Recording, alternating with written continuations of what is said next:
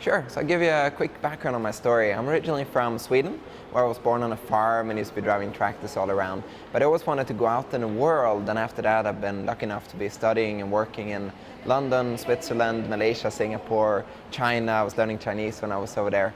And then I was lucky enough to get a scholarship to go to Oxford University, where I started my own company. That company is Digital Fineprint, which has since become best fintech in the UK, and I'm working with a great team over in London.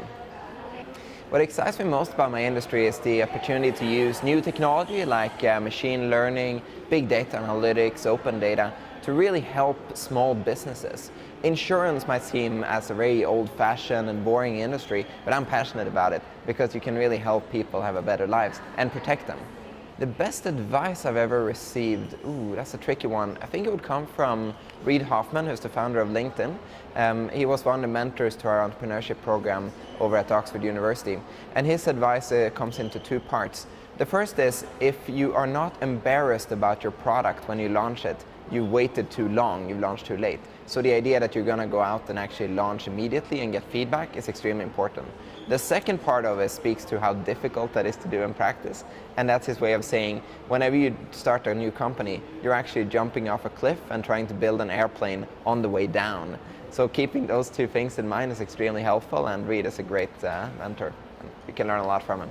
So who inspires me the most in life is probably my big brother. He's 10 years older than me, and everything, when I look at him, I'm just seeing how I want to be 10 years down the line. He's an amazing father. He also runs an analytics company, and he was the first person in our family to go to university, so away from the farm. So all the things I've been able to do in life is because I had my brother as inspiration. The last and most recent useful thing that I've been learning has come with the habit of meditation. It's something that I never wanted to pick up before. It seemed like it was a big, long waste of time.